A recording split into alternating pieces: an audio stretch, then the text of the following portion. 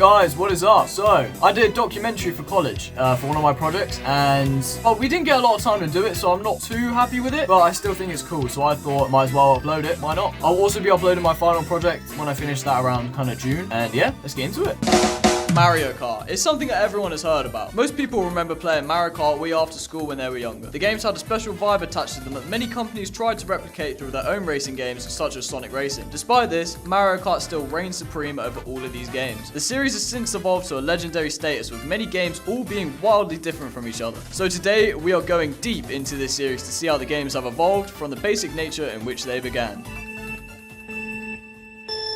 In 1990, the company Nintendo released a game called F-Zero for the SNES. This game was wildly loved by audiences and inspired the team to start creating a new racing game. They wanted this one to stand out compared to F-Zero. They wanted to focus more on single player and multiplayer content. Originally, the designs were going to be basic men in overalls. However, after considering this, they decided to go with their already popular IP, Mario. This was the idea of Shigeru Miyamoto, the creator of Mario, who would go on to have a role in production for all the games. This led to the first game in the series being made, Super Mario Kart. This was released for the SNES and the Super Famicom in 1992 around the world. In this game, you can select multiple Mario characters and race across a total of 20 racetracks. You can do this in Grand Prix, where you race 5 races and try and get first place every time. The gameplay consists of driving and drifting around the course for 5 laps while getting item boxes. The item box gives the player items from the Mario series, such as green shells from Koopas. These are a huge standout, and while compared to the newer games, these are quite weak and rarely work, but they were cool for the time. This game also features a battle mode. In this mode, each player gets 5 balloons and use items on a map to get rid of the opponent's balloons. This mode was added to have more focus on multiplayer content like they wanted.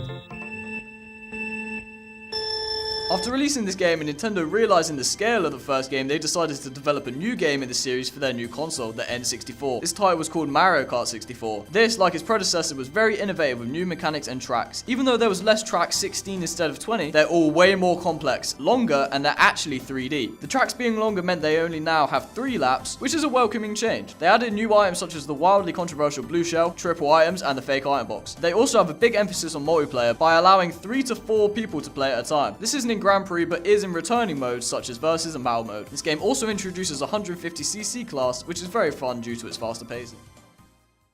Now, due to this game doing very well, Nintendo decided to release another game for the Game Boy Advance. This one, however, wasn't considered to be as good. Due to the Game Boy Advance being a handheld device compared to the N64, this version of the game felt very limited with clunky controls. But the tracks do return to 20, as well as every track being remade from Super Mario Kart. This was a new thing at the time, but becomes a staple throughout the series in 2 games' time. While the game was disliked by some, it still has a lot of fans. This is a fine game in the series, but just regarded as fine to the general public. 2 years later, in 2003, Nintendo released the next game for the Nintendo GameCube, Mario Kart Double Dash. This is by far the most innovative Mario Kart in the series beside Mario Kart World. In this game, you have 2 characters in the same car. This was a very fun twist on the established formula, and the first time introduced some new gameplay. During races, you can now swap out characters whenever you want to get a different item. Oh, and I forgot to mention, because you have 2 characters in the car, you can now hold 2 items at once. This was a game-changer development. Even though double item boxes were to come back, unfortunately, 2 characters, 1 car would stay just in this game. It helps to make this game stand out from the rest, however. This game also has a low number of tracks with 16, however it makes up with this by having really fleshed out and unique tracks. The best thing they added was special items. These are items that only specific characters can use. These range from golden mushrooms to a chain chomp and way more. This helps make the 2 characters you'll be using more interesting, since you can pair a duo with good special items. But how could they top this? The next game in the series was for a handheld, so you'd think it's a downgrade like Super Circuit, but it wasn't. Mario Kart DS, released on, well, you know, came out in 2005. This is a beloved game by the fans, and for a good reason. Despite the regular gameplay just being Mario Kart without 2 players, there was a lot of additions that made this game stand out. The most famous example is the mission mode. This was a brand new mode that added little missions going through like gates, collecting coins, and even included some boss battles. This was an insanely cool idea that changed up the formula and people loved it. There was also a new feature, retro tracks. Because of this, there are now 32 tracks, 16 being new, nitros, and 16 being remakes, retros. This is a record high for this series so far, which would be cool, but some of these retros aren't as great. They remove obstacles for no reason, they're very short and just generic. This game also added online play, which was very groundbreaking for the time in 2005. This has also become a staple in the series.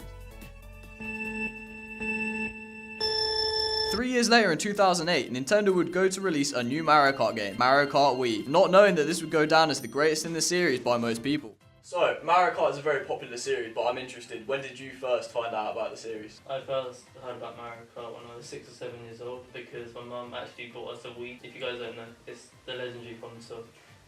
We played Mario Kart nearly every single day.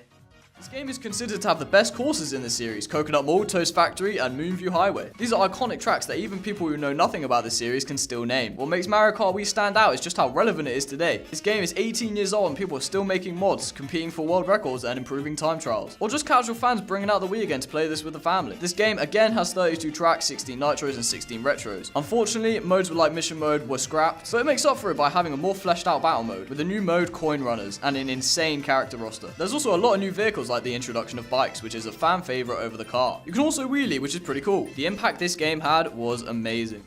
The next game in the series, Mario Kart 7 for the 3DS, was released in 2012. This game's considered a little downgrade from Wii, but generally stands as a fun game in the series. The reasons this is looked down upon is due to its weird removals. This game just doesn't have a versus mode for some reason, and a couple characters like Funky Kong and Waluigi are just gone. This game wasn't all bad though. They added some really cool changes that carried over to the sequels: underwater driving, and the ability to fly using a glider. You can also customize your car. You can customize the wheels, the body, and even the glider. So this game does have some good new additions. The nitros are considered to be just as good as Wii's, with tracks such as Makawoohoo, Music Park, and the best Rainbow Road in the series. Not a terrible game in the series, but it's just another Mario Kart. Mario Kart! In 2014, Nintendo released the critically loved sequel Mario Kart 8 for the Wii U. This was the first HD game in the series, and it shows, with a more realistic art style. When you think Mario, you think cartoony and childish, but this game looks amazing. At this point, Mario Kart was getting quite gimmicky, trying to separate each title from just being like the rest. This game's biggest new feature was anti-gravity. This allows races to take place on the walls or even the ceiling. This was a different feature, but not utilized so well because the camera moves with you, so it just looks like you're driving normally. Despite this, the track layout is still amazing and had some insanely good tracks. Later on, DLC got added, adding 16 new tracks with a random mix of retros and nitros. Not only that, but they added a few more characters like Tanuki Mario and Cat Peach. Speaking of, the character roster is insane. All the classics are here, as well as some collab appearances from other franchises, Link and Villager to name a few. This was a great game, amazing graphics and some insane tracks, but they still had more to add, which brings us to the Nintendo Switch. After the Switch's release, people were interested in what Nintendo would cook up for the next entry. To say audiences were shocked when a port of Mario Kart 8 Deluxe came out. However, despite some doubts, this game is considered the best in this series, and it has 64 million sales, which is insane. After so long with the new Mario Kart, Nintendo released the Booster Course Pass in 2022. This would be 6 waves of 8 retro tracks released in 2022 and 2023. This was very good and a fresh idea for the formula. This doubled the track count in the game as well, but it had some problems. The quality drop is insane compared to the base game. The tracks look like they're made out of Play-Doh. It's definitely a good addition for the series, but it definitely suffered to lack of care that was put in. They also introduced some new characters in the BCP, but you know, I'm running out of time. This game also improved battle mode a lot by adding, well, actual battle maps. That's pretty much all you needed. This made for the perfect Mario Kart experience, but how could they evolve from this?